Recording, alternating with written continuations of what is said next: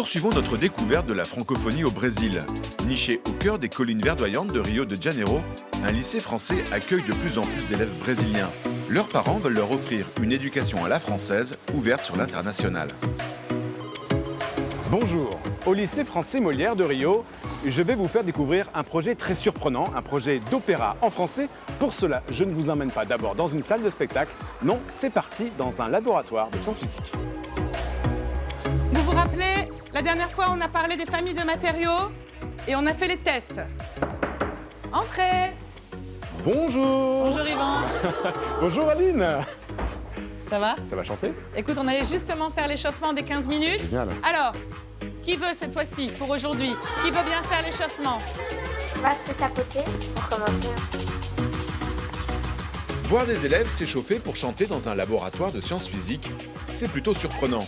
Mais cela fait déjà plusieurs mois qu'Aline, leur professeur, et ses élèves participent à un projet fou, celui d'un opéra en français, La belle histoire du prince des mots tordus, un opéra adapté du livre de Pef, un auteur jeunesse qui célèbre l'imaginaire des enfants en jouant avec les mots de la langue française. À mon avis, vous souffrez de maux de tête.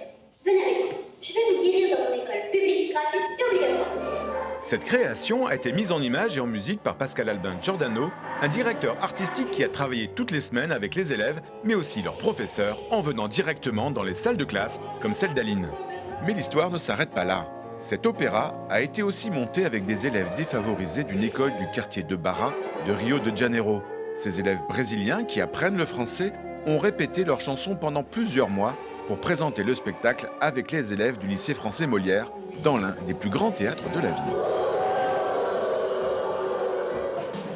Cet enfant qu'elle regarde, ah ça c'est un souci, c'est le petit nouveau.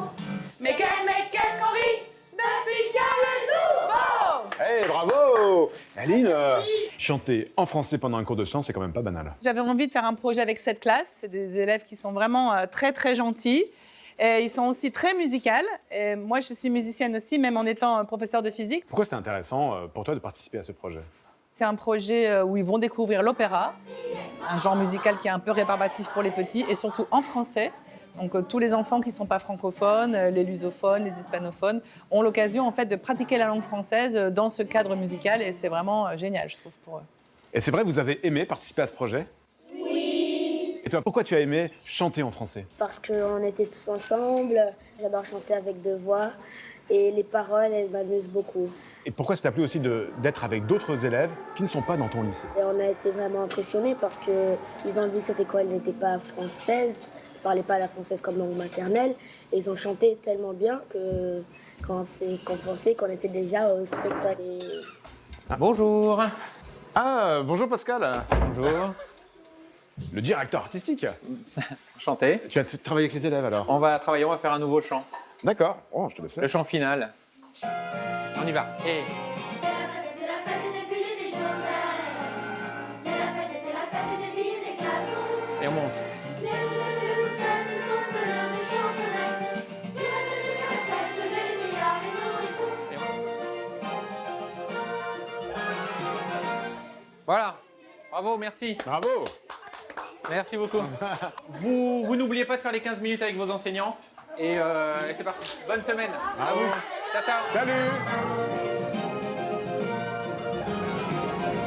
Pascal, ce projet d'opéra, ça demande l'engagement de tous. Ça demande effectivement un gros engagement de la part des professeurs, des élèves, du directeur, enfin de l'établissement. Parce que c'est un projet qui dure à peu près, il y a entre 6 et 8 mois de préparation.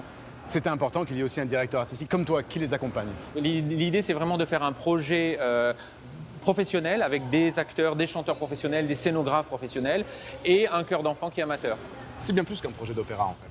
C'est bien plus, c'est un projet éducatif, pédagogique, social, linguistique.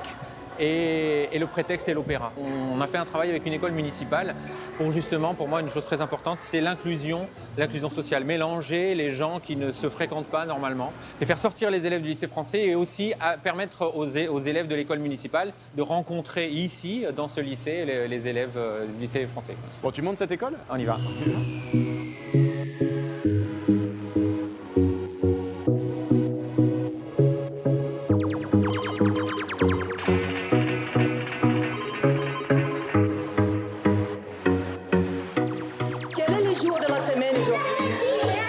l'école de Barra, les élèves apprennent le français et c'est assez exceptionnel. Dans les écoles de Rio de Janeiro, le français est une option. Barra est un quartier privilégié de la ville, mais les élèves qui fréquentent cette école viennent des favelas environnantes. Tout l'établissement s'est mobilisé avec ferveur pour le projet d'opéra en français. Voilà l'école. Aujourd'hui, c'est un jour un peu particulier ici à l'école municipale parce que c'est la fête de Noël. Donc on arrive dans un... Donc après c'est les vacances. Et après, c'est les vacances. D'accord. Oui, parce que tous les élèves sont là. C'est tout ça, oui. C'est donc la fête de Noël, ils vont recevoir des cadeaux et puis après, c'est l'occasion pour eux de chanter un des extraits de l'opéra que nous avons monté ensemble avec Raquel qui va les diriger. Devant tout le monde. Devant tout le monde. Devant tous leurs collègues. Ouais, regarde ça.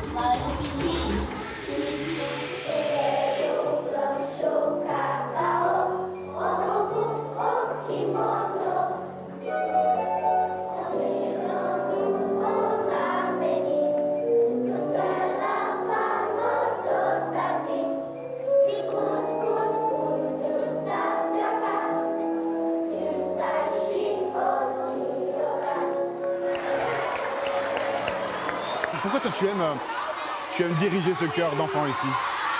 Écoute, c'était un vrai défi de participer à ce projet et de les faire chanter. Ce sont des enfants qui sont extrêmement accueillants. Leur enseigner à la fois le français à travers les chansons et les chansons à travers le français, c'était super. Tu crois que tu leur as donné un petit peu le goût de la langue française? À travers les chansons, en fait, on a pu découvrir toutes les subtilités de la langue française, à la fois à l'écrit, à l'oral, et les mots qui se répètent aussi à travers les chansons sont devenus un vocabulaire pour eux. Donc la musique, la chanson, c'est un bon moyen d'amener tous ces élèves vers la langue française. Absolument, il y a comment on chante en français, il y a l'histoire française, ce sont des chansons qui sont extrêmement bien écrites, les paroles sont extraordinaires, donc c'est très humoristique, c'est très agréable à apprendre, c'est parfait pour un public comme celui-ci d'enfants, donc c'était très ludique.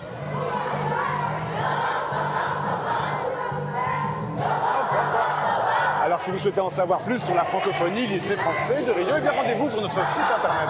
Nous on se retrouve bien sûr la semaine prochaine pour une nouvelle émission. Et d'ici là, bonne semaine à tous sur la fête francophone. Salut!